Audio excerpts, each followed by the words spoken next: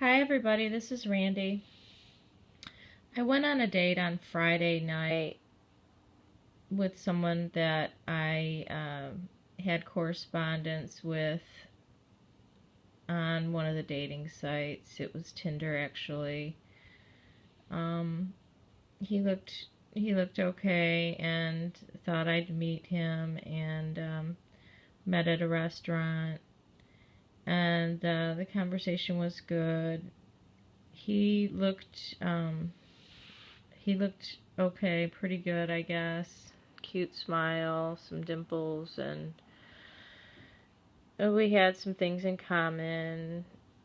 Kind of, he was in a band in the 80s, and he's like a musician, but of course, he doesn't do that now, and he went back to school for heating and cooling, but basically, he's a parts deliverer for a dealership. So, it's not really a good job, but I guess it pays his bills.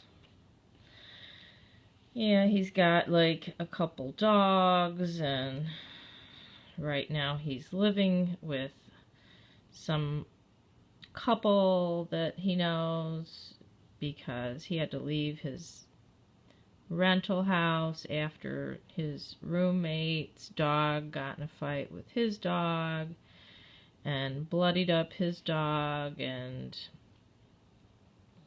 so he moved from there and had this $2,500 vet bill for one of his dogs. So anyway, he has kind of a messed up childhood, abandoned by his dad, and his mom abandoned her first couple of kids and then sent him off to live with an aunt throughout his growing up years, back and forth from Michigan, California. And then, he finally made it in terms of, being able to support himself in the early 80s by being in this, fairly successful band that toured with, I guess, Foghat and Blue Oyster Cult. So that was his story in a nutshell. He has some half-sibs on both sides that he has no contact with, and his dad was basically a womanizer, and his dad's dead, and he had money but didn't leave him any because he was a bastard child, and his mom's 90 and she's about to die, and he's divorced with 2 sons, and his ex cheated on him. He caught her in bed with his best friend about 10 years ago. So that's pretty much his sad story, and I guess I could deal with all of that if he had some game, if he wasn't so, like, I don't know, boring. He's so easygoing.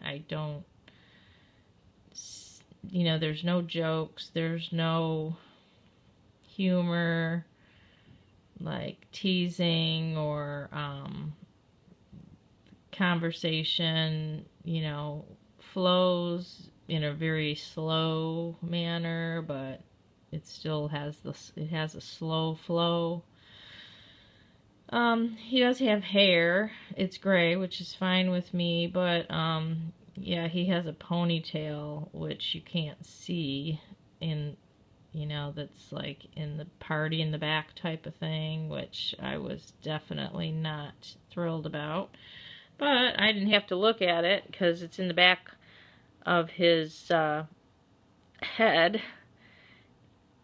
So anyway, it went okay, and so I decided I would go on a second date with him, and the second date was last night. I determined the second date because he didn't seem to have any ideas, and I definitely didn't want to do the, hang out at my house type of thing. I don't want to get into that kind of routine with somebody, at the beginning, especially when I'm not really sure I want them to, hang out with me at my house. I didn't think that there would really be much conversation. So I found a concert to actually go to that I wanted to see, the English Beat, and since this guy is musically inclined, he said, yeah, that sounded like fun, so we went out to this venue, and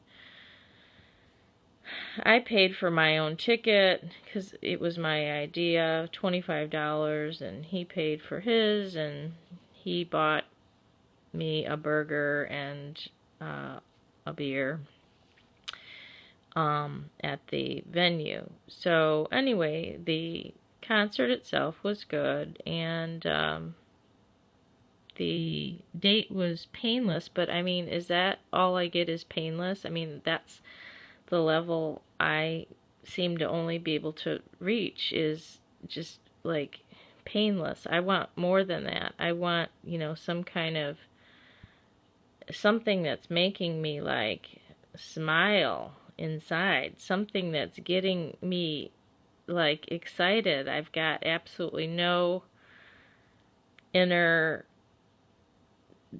drive or like there's no sex appeal there to him, and I gave it a chance. It was the second date. I think I gave it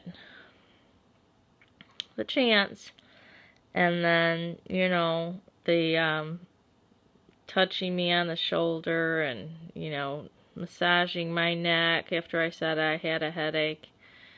I don't know, it just definitely was not turning me on, and I was a little bit, wincing a little bit. So that's not a good sign. It's just not a good sign. So I'm like, shit. Another one's gonna bite the dust, and how am I gonna get rid of this one? And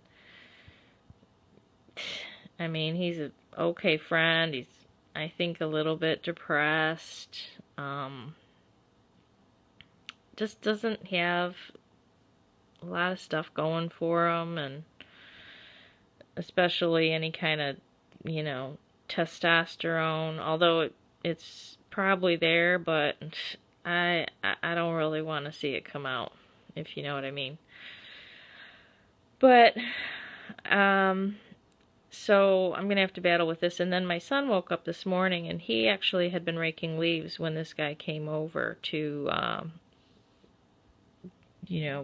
to come and pick me up for this concert. So they met, and I was in the house, and I didn't, really see the interaction.